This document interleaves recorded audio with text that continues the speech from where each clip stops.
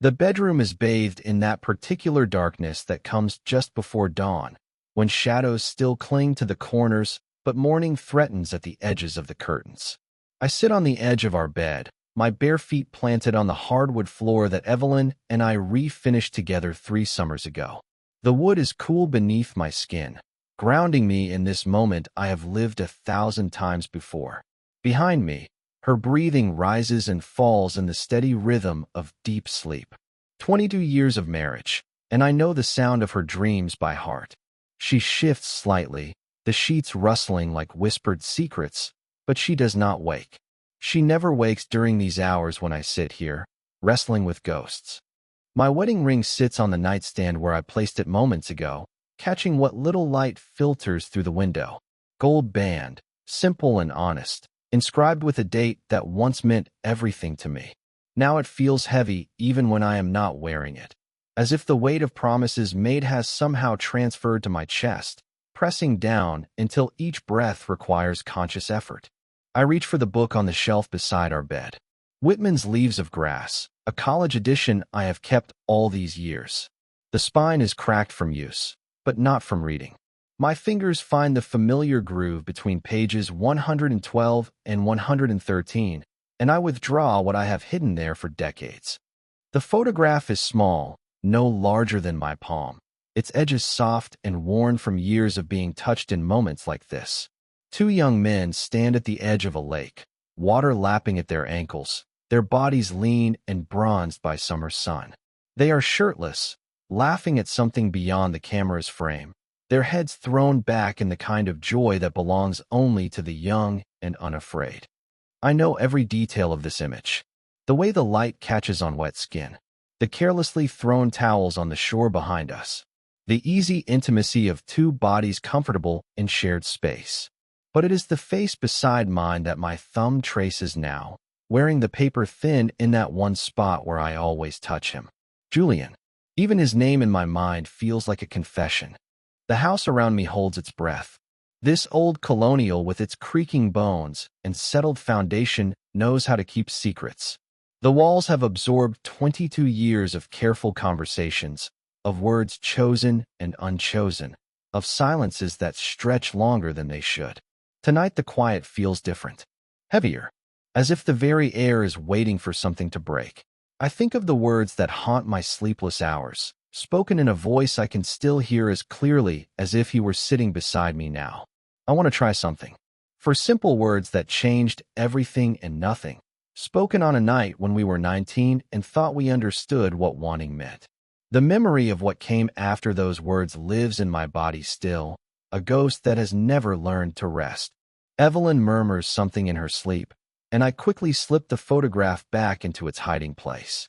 But as I lie down beside her, staring at the ceiling that has witnessed every night of our marriage, I cannot shake the feeling that something is stirring, that the life I have built with such careful precision is beginning to crack at the foundation. In the darkness before dawn, with my wife breathing softly beside me and a photograph hidden just arm's length away, I close my eyes and remember what it felt like to want something so desperately that it rewrote the very definition of who I thought I was. And for the first time in years, I let myself wonder what might have happened if I had been brave enough to try. The alarm sounds at 6:15, as it has every weekday for the past 17 years. I reach across the space where warmth should be, but Evelyn is already up, moving through her morning routine with the efficiency of someone who has perfected the art of not disturbing. The shower runs in the master bathroom. Coffee begins to brew downstairs. The house awakens to the orchestrated chaos of a family preparing for another day. I am 47 years old, and my life fits into neat compartments like the grade book I carry to Millbrook High School each morning. First period American history. Second period prep. Third period world civilizations. Lunch duty in the cafeteria, where I monitor teenagers who remind me daily that I was once young enough to believe in possibilities. Fourth period advanced placement, where the bright ones ask questions that pierce through the comfortable distance I maintain between what I teach and what I know about the weight of choices made and unmade. The drive to school takes 12 minutes down Route 9, past the white church where Evelyn and I were married, past the cemetery where my parents rest beneath matching granite stones, past the diner where I sometimes stop for coffee when the kitchen feels too small for the conversations we do not have. These streets know me. They have watched me age from the eager 25-year-old who moved here with dreams of making a difference to the man who now navigates by landmarks of resignation. Our kitchen is painted the pale yellow that Evelyn chose when we renovated 8 years ago. She said it would make the room feel larger, brighter. Instead, it reminds me of faded photographs, of color leaching slowly from things once vibrant. I drink my coffee from the same chipped blue mug, a relic from our honeymoon in Maine that has somehow survived decades of daily use. The chip happened years ago, but neither of us suggests replacing it. We have grown comfortable with broken things. The morning ritual unfolds with practiced precision. Evelyn hums while she packs lunches, a melody I recognize but cannot name. Our daughter Sarah, 17 and fierce with the certainty that comes before life teaches you otherwise, argues with her younger brother about whose turn it is to feed the dog. Marcus, 15 and all arms and legs and uncomfortable silences, slouches at the breakfast table, earbuds creating a barrier between his world and ours. I smile when required. I ask about homework and weekend plans and whether anyone needs money for school activities. The words feel rehearsed, lines from a play I have been performing so long I have forgotten it is not real life. But behind the familiar dialogue, I feel the persistent ache of watching my own existence from a distance, as if I am a stranger observing someone else's morning. There are photographs everywhere in this house. The refrigerator door holds 20 years of family milestones held in place by magnets from vacation destinations we visited because they were safe choices. Beach houses in Cape Cod, ski lodges in Vermont.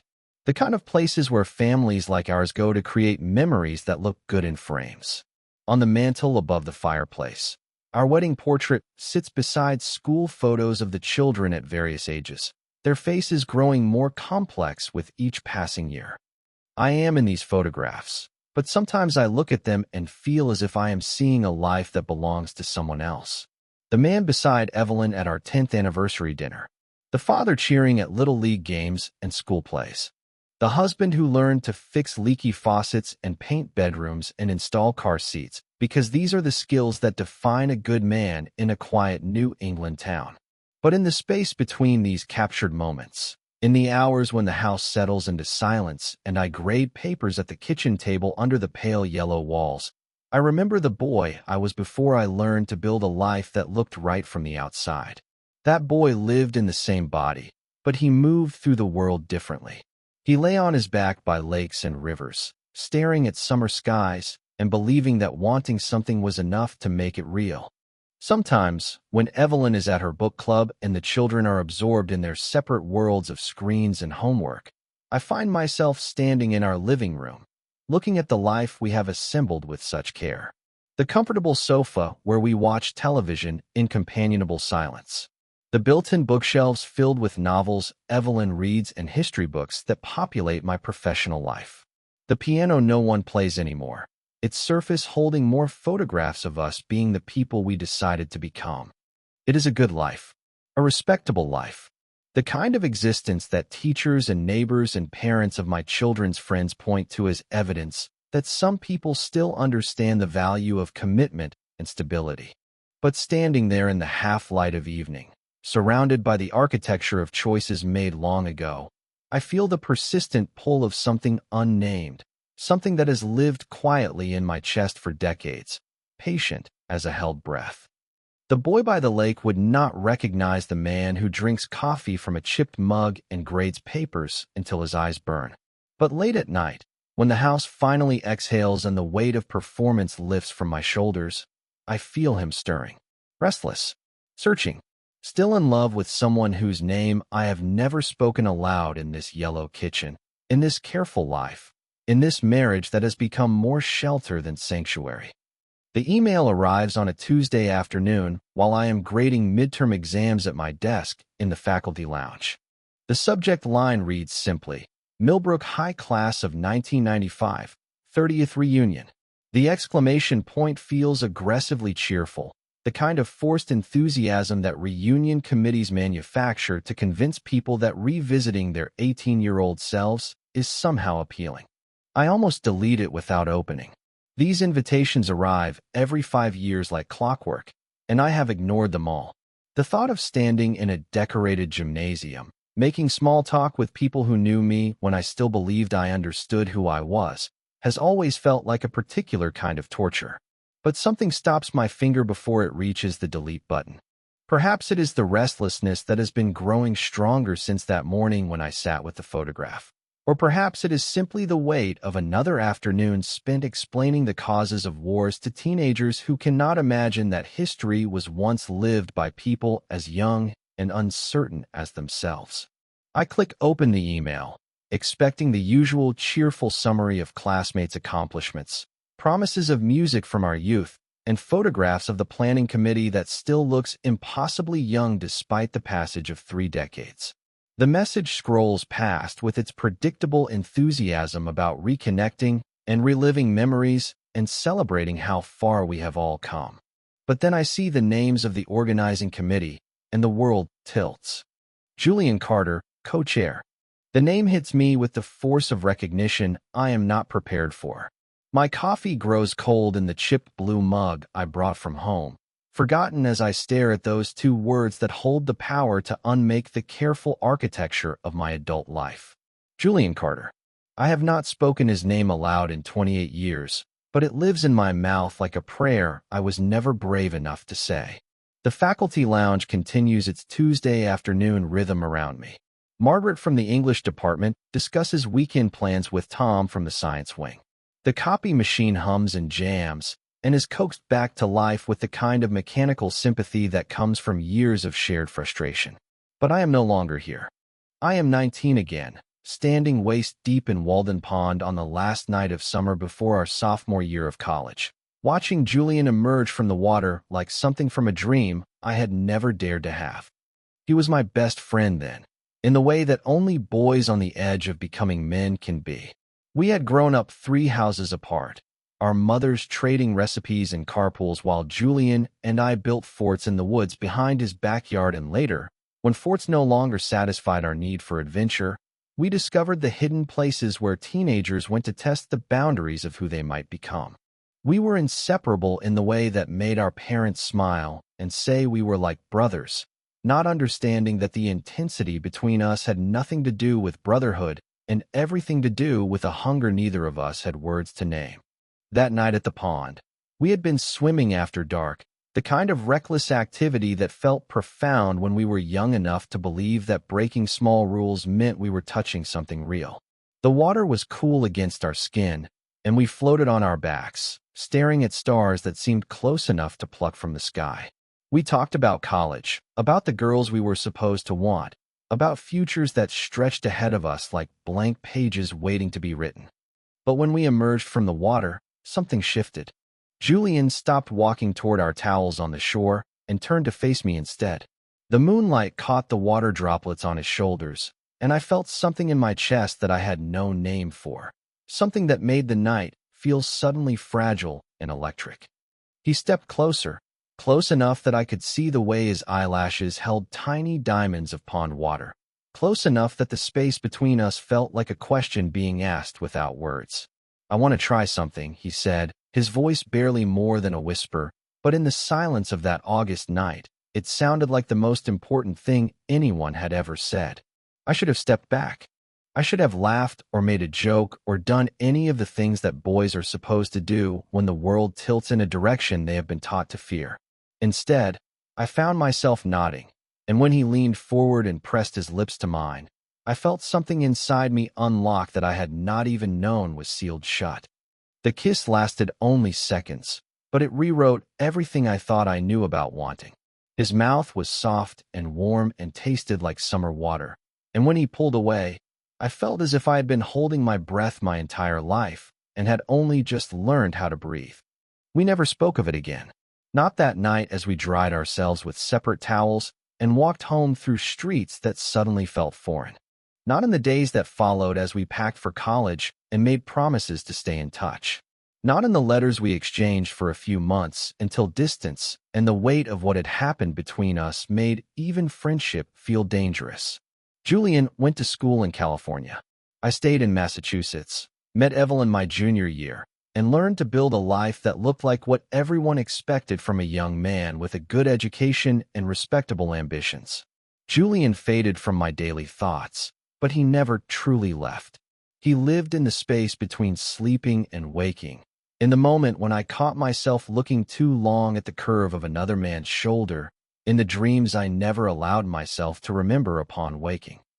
Now, staring at his name on my computer screen, I feel the careful walls I have built around that memory beginning to crack. Margaret asks if I am feeling all right, and I realize I have been holding my breath again, just as I did that night when a kiss taught me that the person I thought I was had been only half the truth. I closed the laptop without responding to the email, but I know with a certainty that frightens me that I will attend this reunion. Not because I want to relive the past, but because Julian Carter's name on an organizing committee has awakened something in me that 28 years of careful living could not quite put to sleep. That evening, Evelyn asks casually if anything interesting happened at school while she sets the table for dinner. The question is innocent, part of the daily ritual of sharing news that keeps marriages functioning, but it feels loaded with possibility I am not ready to explore. Your high school reunion invitation came today, I tell her, my voice carefully neutral. She pauses in arranging the silverware, and I see something flicker across her face that might be concern or relief, or simply the mild interest of someone who has learned to navigate the shallow waters of long marriage. Will you go? She asks, and her tone suggests she already knows the answer before I give it. I might, I say, and we both understand that this small admission carries the weight of something larger, something that has been waiting quietly between us for years. I haven't decided yet, but even as I speak the words, I know they are not true. Sitting at our kitchen table under the pale yellow walls, surrounded by the evidence of the life I have built with such careful intention, I understand that Julian Carter's name has already decided for me. Some invitations cannot be ignored, no matter how dangerous the territory they promise to reveal. The gymnasium looks smaller than I remember, as if 30 years of accumulated distance has somehow compressed the space where I once fumbled through basketball drills and suffered the particular humiliation of being chosen last for teams. They have hung streamers in our class colors, burgundy and gold, and arranged round tables with white tablecloths that cannot quite disguise the folding chairs borrowed from the church basement. A DJ who looks young enough to be one of my students plays music from our era, songs that once soundtracked first loves and last chances, and all the moments in between when we believed that who we were at 18 would matter forever. I arrived 20 minutes late, hoping that the crowd will provide camouflage for my uncertainty. The parking lot is full of cars that speak of the lives we have built since graduation. Sensible sedans beside aging sports cars, minivans next to pickup trucks, each vehicle a small autobiography of choices made and compromises accepted. I sit in my own reliable Honda for several minutes, watching former classmates emerge from their automobiles and transform themselves back into the people they were 3 decades ago. The gymnasium doors are propped open with the same wooden wedges that the custodial staff used when we were students here. I step inside and am immediately overwhelmed by the strange alchemy of familiar and foreign. The basketball hoops are the same. The wooden floors still bear the scuff marks of countless practices, but the people moving beneath those familiar fixtures are simultaneously recognizable and transformed. Hair has grayed or disappeared entirely. Bodies have settled into shapes that speak of years spent in office chairs and minivans. The faces I once knew by heart now require a moment of concentration to place. I collect my name tag from a table staffed by women I remember as cheerleaders, now mothers and professionals who greet me with the kind of enthusiasm that reunion committees perfect over decades of practice. Nathaniel Morrison, they read from their list, and I am momentarily startled to hear my name spoken by voices from my past. The teacher, one of them says, and I understand that this is how I am known now, reduced to the profession that has defined my adult life. For the first 40 minutes, I drift through conversations that feel like elaborate performances of contentment. Former classmates tell me about their children's achievements, their recent promotions, their vacation plans, and home renovations. I smile and nod and share carefully edited versions of my own life, speaking of Sarah's college applications and Marcus's soccer season while avoiding any mention of the restlessness that has been growing stronger each day. These are good people living good lives, but their satisfaction feels foreign to me, as if they have found answers to questions I am only beginning to understand how to ask. I am standing near the refreshment table, pretending to consider the selection of cookies that taste exactly like the ones served at every school function I have attended in my professional life, when I see him. Julian stands near the far wall, partially hidden by a cluster of former football players who have retained their size but lost their swagger. Even from across the room, even after 28 years, I know the line of his shoulders, the way he holds his head slightly tilted when he listens. Time has marked him, deepened the lines around his eyes, and added silver to hair that was once the color of summer grass. But something essential about him remains unchanged. He is alone, observing the crowd with the same quiet intensity one remembers from high school, when he could sit in the back of any classroom and somehow understand more about what was happening than those of us actively participating. He wears a simple gray sweater and dark jeans, and I notice that he carries himself differently than the other men in the room. There is a looseness to his posture, an ease that suggests he has learned to inhabit his body without the constant vigilance that has defined my own relationship with physical space. Our eyes meet across the gymnasium, and the 30 years between that moment and the last time we stood in the same room collapse like a house of cards. He smiles, the same half-crooked expression that once made my 17-year-old heart stumble in my chest, and begins walking toward me through the crowd of our former classmates. The next hour passes in a haze of hesitant conversation. We find ourselves at a table in the corner, far enough from the DJ that we can hear each other speak without shouting. The small talk feels enormous, weighted with everything we cannot say directly. He tells me about his work as a freelance writer, about articles published in magazines I have read but never connected to his name. He speaks of traveling, of a year spent in Prague and another in Costa Rica, of searching for stories worth telling in places that challenged everything he thought he knew about living. I tell him about teaching, about the satisfaction of watching teenagers discover that history is not simply a collection of dates, but a record of people making choices under impossible circumstances. I mention Evelyn briefly, speak of my children with the pride that parenthood requires, but I find myself focusing instead on the books I have read and the questions that keep me awake at night when the house grows quiet around me. He has never married, he tells me when I ask about family. There was someone once, he says, a relationship that lasted several years in his 30s, but it ended when they wanted different things from life. He speaks of partnerships and friendships and a chosen family of writers and artists who understand that there are many ways to build a meaningful existence. His voice when he talks about his life carries a quality I have not heard in years, a certainty that suggests he has learned to trust his own instincts even when they lead him away from conventional definitions of success. As the evening progresses and the gymnasium begins to empty, we find ourselves outside on the bleachers where we once sat as students, watching football games and track meets and pretending that the future was something that happened to other people. The October air is cool against our faces, sharp with the promise of winter and the particular melancholy that comes when autumn begins its final transformation into something harder and more honest.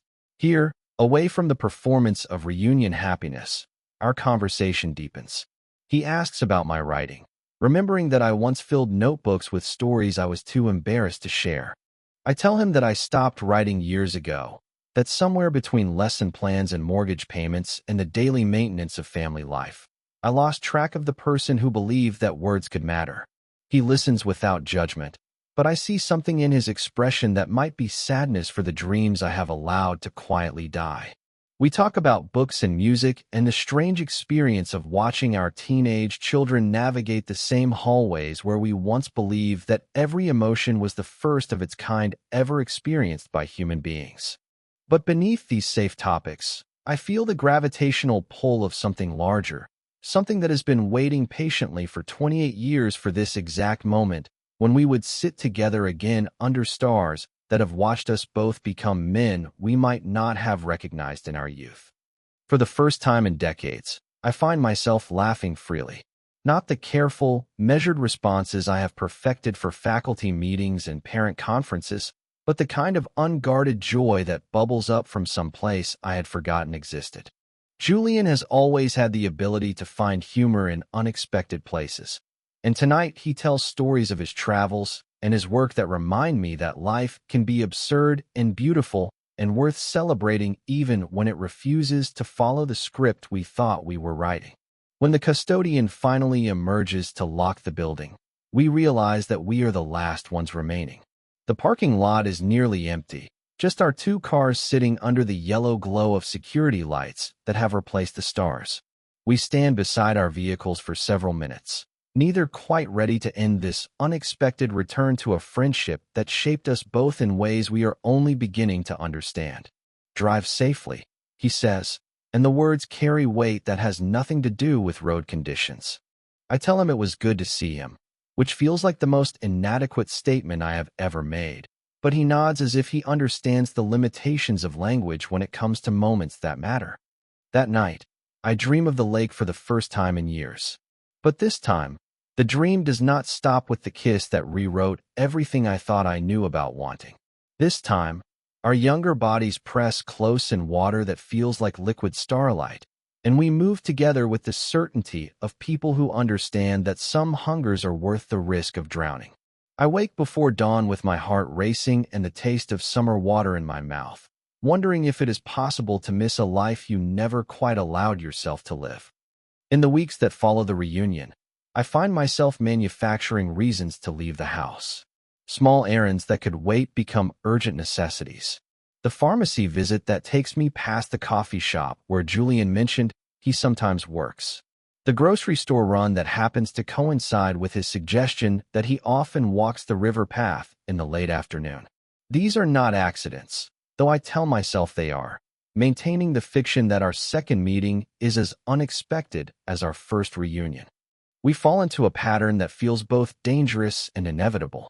Coffee at Riverside Cafe, a place I have driven past hundreds of times, but never entered until Julian mentions it serves the kind of strong espresso he learned to appreciate during his year in Prague.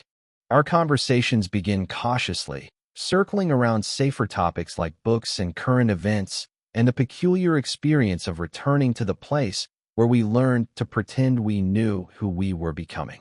But with each meeting, the careful distance we maintain begins to erode. Julian tells me about the novel he has been writing for 3 years, a story about two men who meet again after decades apart. I speak about the book I have always wanted to write about the Revolutionary War soldiers who passed through our town, about the letters they left behind that reveal how young they were when they chose to die for ideas they barely understood. These conversations stretch into hours, time becoming elastic in a way I have not experienced since I was young enough to believe that the intensity of feeling could somehow stop the world from turning. We walk the river path that follows the old mill stream through the center of town, past the covered bridge where teenagers still carve their initials, and the bench where elderly couples feed ducks that have learned to expect kindness from strangers. Each meeting feels like peeling back a layer of myself that I had sealed shut decades ago. Julian listens with the same attention I remember from our youth, but now it carries the weight of a man who has learned to recognize the difference between words spoken and truths revealed. When I tell him about the emptiness I feel standing in my own living room, he nods with understanding that makes my chest ache. When he speaks about the loneliness of building a life that looks like freedom but sometimes feels like elaborate avoidance, I hear echoes of my own carefully unspoken thoughts. 3 weeks after the reunion, we meet for dinner at a small restaurant in the next town over, a place where the likelihood of seeing anyone from our respective worlds feels manageable. The wine arrives faster than our food, and we drink it more quickly than wisdom would suggest, using alcohol to soften the edges of conversations that have been growing more honest with each encounter. Julian tells me about the relationship that ended 5 years ago, about learning to love someone who wanted a different kind of life than the one he was able to offer. I find myself speaking about Evelyn with a kindness that surprises me, about the woman who deserved more than the half-present husband I have become, about the marriage that has grown quiet not from lack of love, but from the exhaustion of maintaining something that was built on incomplete truth. The restaurant empties around us as we sit across from each other at a small table near the window, the October darkness pressing against the glass like a question neither of us has learned how to answer. Julian reaches for the wine bottle and finds it empty, laughs at something I have said about my students' inability to understand that the past was lived by people who felt as uncertain as they do. But then the laughter fades, and something shifts in the space between us. Julian looks at me with an expression I recognize from that night at the lake, direct and unguarded, and carrying the weight of words he has been saving for years. "I think about that night sometimes," he says, his voice soft enough that I have to lean forward to hear him clearly. "The night at the pond. Do you remember what I said before I kissed you?" I try to laugh, to deflect with the kind of casual dismissal I have perfected over decades of avoiding conversations that threaten to reveal too much. "Of course I remember," I say, but my voice trembles despite my efforts to control it. "We were kids. We were curious." Julian shakes his head slowly, never breaking eye contact. "I've thought about it every year since," he says. "Every summer when the air gets warm and I smell water on the wind. I wanted to try something because I wanted you, Nathaniel. Not just to experiment, or because we were young and stupid. I wanted you." The words hang in the air between us like a confession that rewrites everything I have told myself about that night, about what it meant and why it could never happen again. I feel my pulse in my throat, the weight of 30 years pressing against this moment when the truth I have spent half my lifetime avoiding finally demands to be acknowledged. I should say something. I should find words that minimize what he has revealed or redirect our conversation towards safer territory. Instead, I reach across the table and place my hand over his, letting my fingers linger in a way that answers every question he has just asked without requiring me to speak. The silence between us says what we have both always known, but were never brave enough to voice. That the kiss at the lake was not curiosity or experimentation, but recognition. That the years of careful distance were not healing, but avoidance. That whatever we called the connection between us, it was never friendship in the way that word is safely understood. We drive home separately, but I can feel him in the car beside me, as if the conversation we just had has somehow altered the very air between our bodies. The familiar streets look different in the darkness, as if I am seeing my own town through the eyes of someone who no longer belongs to the life he built there. At home, Evelyn is already asleep, her book folded open on the nightstand beside her reading glasses. I stand in our bathroom, staring at my reflection in the mirror that has watched me age into someone I no longer entirely recognize. The face looking back at me belongs to a 47-year-old high school teacher, a husband and father who has spent decades learning to inhabit a life that fits the expectations of others. But tonight, for the first time in years, I see something else in that reflection. I see the boy who stood waist-deep in pond water and felt his world tilt when someone wanted him enough to take the risk of saying so. I see the young man who learned to bury that wanting so deep that he almost convinced himself it had never existed. And I see the man I might have become if I had been brave enough to choose truth over safety, desire over expectation, the terrifying freedom of authenticity over the comfortable prison of other people's approval. I touch the glass with my fingertips, and for a moment it feels like I am reaching towards someone who has been waiting patiently for 3 decades for me to remember that he was real, that what he wanted mattered, that the life unlived was still a life worth grieving. The distance grows between Evelyn and me like a slow tide, imperceptible from day to day, but undeniable when measured across weeks. She has always been observant, possessing the kind of quiet intelligence that notices when coffee cups sit abandoned and when conversations trail off into distracted silence. Now I catch her watching me with the careful attention of someone trying to decode a language she once knew fluently. I find excuses to stay late at school, grading papers that could wait, and reorganizing lesson plans that need no adjustment. The yellow kitchen that once felt like the heart of our home now seems to shrink around us during dinner, the space between our chairs feeling wider each evening despite the unchanged geography of our table. Marcus and Sarah carry the conversation with the easy chatter of teenagers who exist in their own orbit, unaware that the gravitational field of our family has begun to shift. 3 days after my dinner with Julian, Evelyn finds me standing in our living room at midnight, staring at the photographs on the mantel as if seeing them for the first time. She appears in the doorway wearing the blue robe I gave her for Christmas 2 years ago, her hair loose around her shoulders in the way that once made me feel protective and grateful and genuinely content. "You've been different lately," she says, her voice carrying the careful neutrality she uses when approaching subjects that might shatter if handled too roughly. Her words are not accusation but observation, delivered with the patience of someone who has spent 22 years learning to navigate the complicated geography of marriage. I turn to face her, this woman who has built a life with me based on the assumption that I was offering her all of myself. In the lamplight, she looks younger than her 45 years, but there is something in her expression that speaks of a weariness I have never noticed before, as if she has been carrying questions longer than I realized. "Have I?" I say, which is not really an answer but an invitation for her to continue. I cannot find words that feel both honest and kind, so I offer her silence and hope it contains enough truth to matter. She moves to the couch and sits on the edge, her hands folded in her lap in the way she arranges them when she is preparing to say something that requires courage. For several minutes, we exist in the charged quiet of two people who have shared decades but are suddenly strangers to each other. "Is there someone else?" she asks finally, and the question hangs in the air like smoke from a fire that has been burning quietly for years.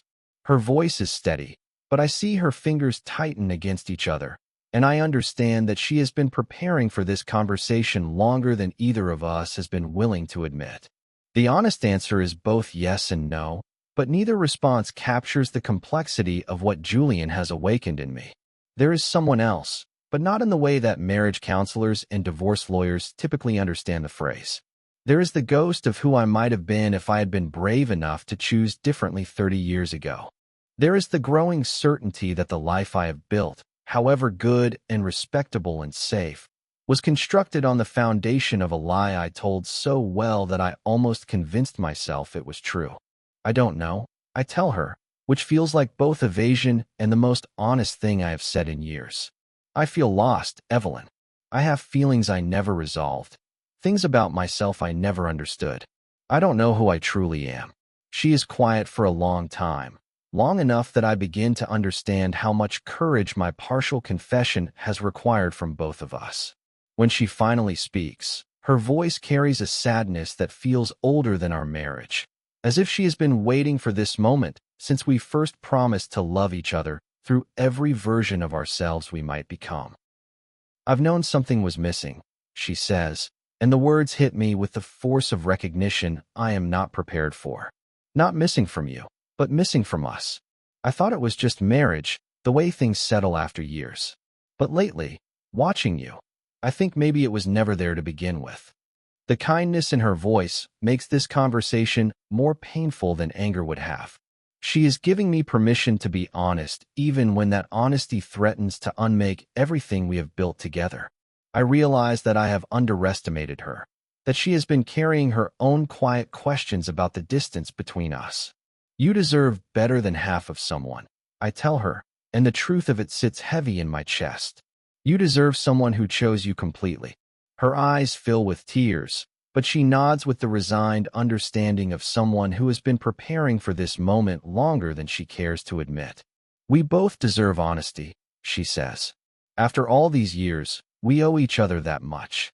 That night, after she has gone to bed and the house has settled into its familiar creaking silence, I sit in my car in our driveway for 20 minutes before starting the engine.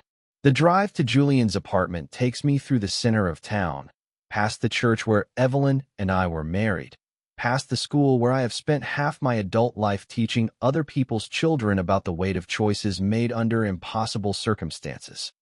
Julian lives in a converted mill building beside the river, in a space he described as barely large enough for one person but perfect for someone who has learned to travel light. I climb the narrow stairs to the third floor, my footsteps echoing in the stairwell like a heartbeat counting down to something irreversible.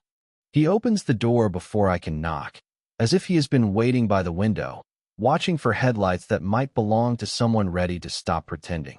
He is wearing a gray sweater and jeans, his feet bare against the hardwood floor of his small living room.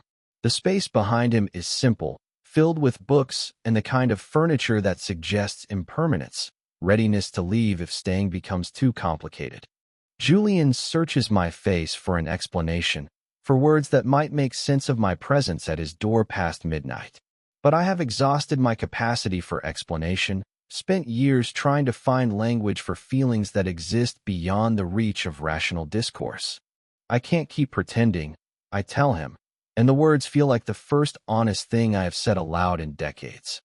He steps aside to let me enter, and I cross the threshold into his small apartment, into the space where he has built a life based on the assumption that authenticity matters more than approval. The door closes behind me with the soft click of something settling into place. When I turn to face him, Julian is standing close enough that I can see the way his breath catches when he realizes what my presence here means.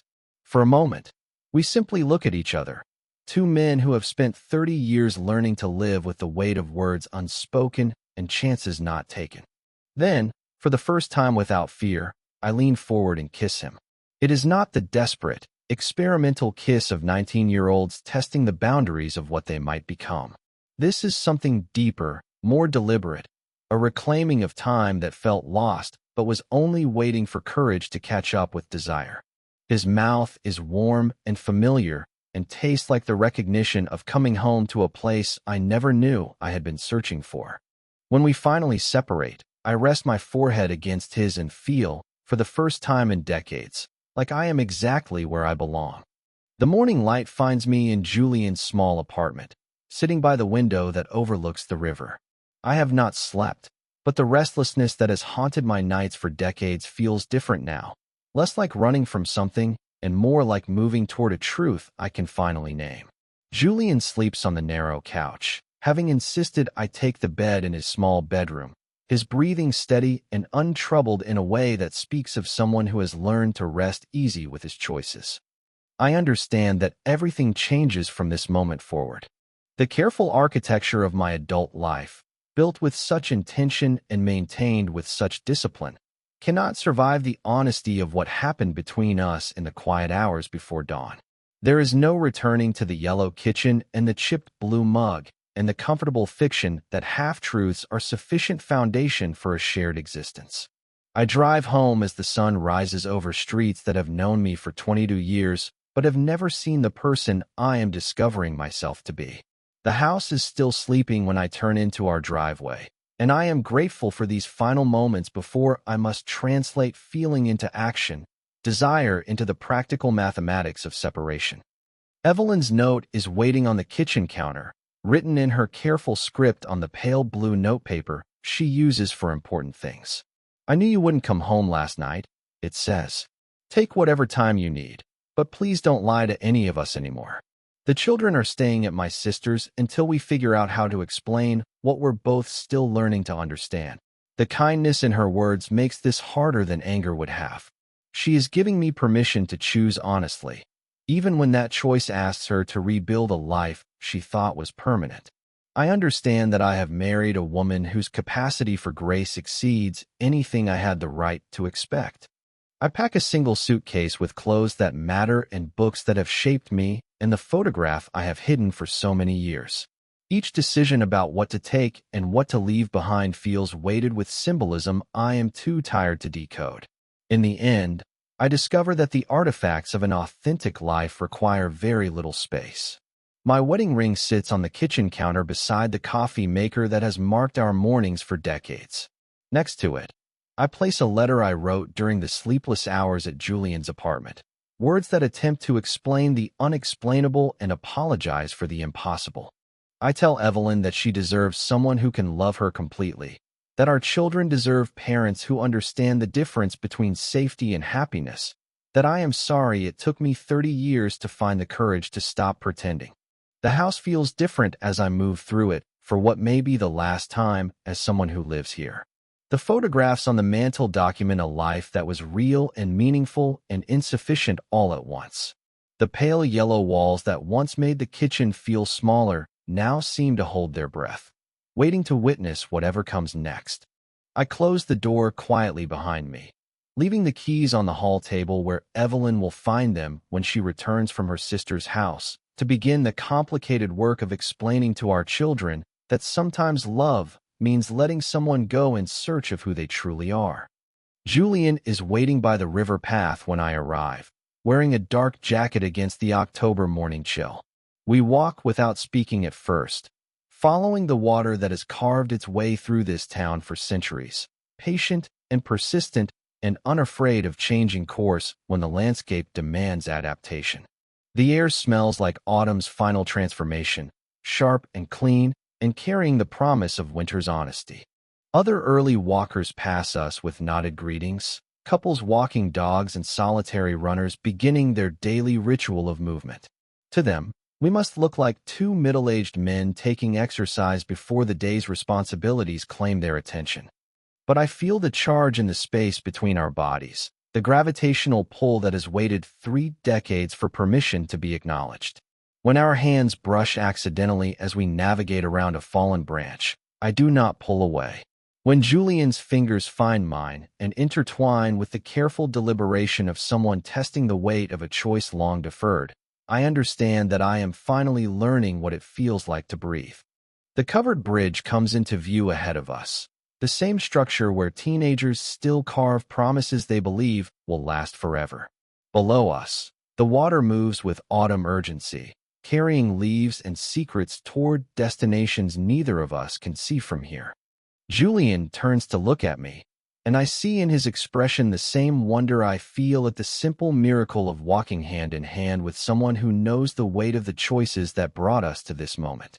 No words pass between us, because the important conversation happened years ago beside a different body of water when we were young enough to believe that wanting something was dangerous and old enough to understand that not wanting was a different kind of death. For the first time in decades, the air feels spacious around me, as if I have been holding my breath since I was 19 and have only now remembered that exhaling is possible.